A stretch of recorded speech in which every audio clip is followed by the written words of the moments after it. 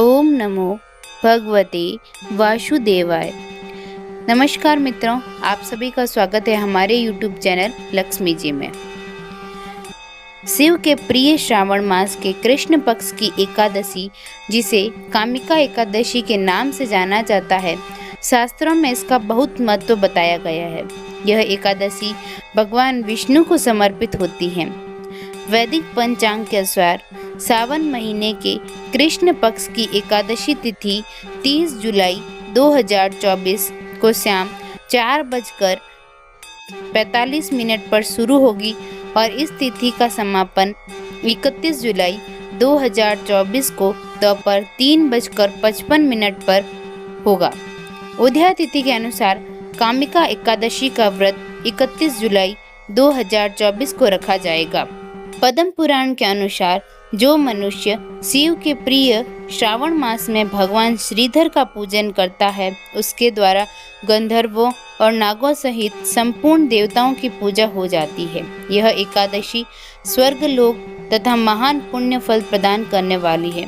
जो मनुष्य श्रद्धा के साथ इसकी महिमा का श्रवण करता है, वह सब पापों से मुक्त हो श्री विष्णु लोक में जाता है।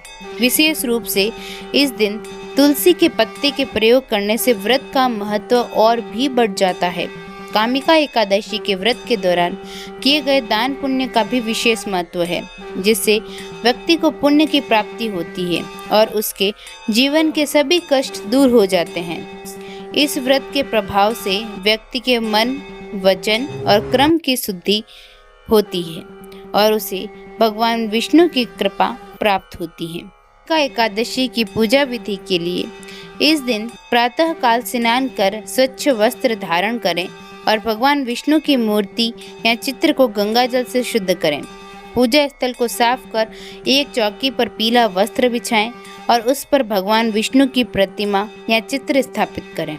धूप, दीप, फूल, चंदन, अक्षत और नैवेद्य आदि से भगवान विष्णु की विधि पूर्वक पूजा करें। पूजा में तुलसी पत्र का विशेष महत्व है, इसीलिए तुलसी के पत्ते का उपयोग अवश्य करें। इसके बाद विष्णु सहस्त्र नाम भगवत गीता का पाठ करें और विष्णु मंत्रों का जाप करें। ओम नमो भगवते वासुदेवाय मंत्र का जाप विशेष रूप से लाभकारी होता है। दिन भर निराहार रहकर भगवान विष्णु का स्मरण करें और सत्कर्म करें। शाम को पुनः भगवान विष्णु की आरती करें और फलाहार ग्रहण करें। आप हमारे चैनल पर नए हैं तो चैनल को सब्सक्राइब करें, बेल आइकन प्रेस करें और कथा को पूरा सुने, कथा को आधा अधूरा ना छूटे। कामिका एकादशी व्रत कथा। एक समय की बात है, एक गांव में एक क्षत्रिय रहता था। वह अपने आप पर बहुत गर्व करता है, खासकर अपनी शक्ति और बल पर उसे अभिमान था। क्षत्रिय भगवान को बहुत मानता था, लेकिन उसके मन में घमंड था। वह हर दिन भगवान विष्णु की पूजा करता और उनकी उपासना में लीन रहता था। एक दिन वह किसी महत्वपूर्ण कार्य के लिए घर से बाहर यात्रा पर निकला। रास्ते में उसकी मुलाकात एक ब्राह्मण से हो गई। दोनों में किसी बात को लेकर झगड़ा हो गया। झगड़ा इतना बढ़ गया कि बात हाथापाई तक आ पहुंची। क्षत्रिय बहुत बलवान था, इसीलिए ब्राह्मण अपनी दुर्बलता के कारण क्षत्रिय के वार को सहन न कर पाया और वह वहीं गिर गया और उसकी मृत्यु हो गई। ब्राह्मण की मृत्यु से क्षत्रिय हक्का बक्का रह गया। उसे अपनी गलती का एहसास हुआ और वह बहुत पछताया। ये पूरी बात गांव में आग की तरह फैल गई। क्षत्रिय युवक ने गांव वालों से क्षमा याचना की और ब्राह्मण का अंतिम संस्कार खुद करने का वचन दिया, लेकिन पंडितों ने अंतिम क्रिया में शामिल होने से इनकार कर दिया।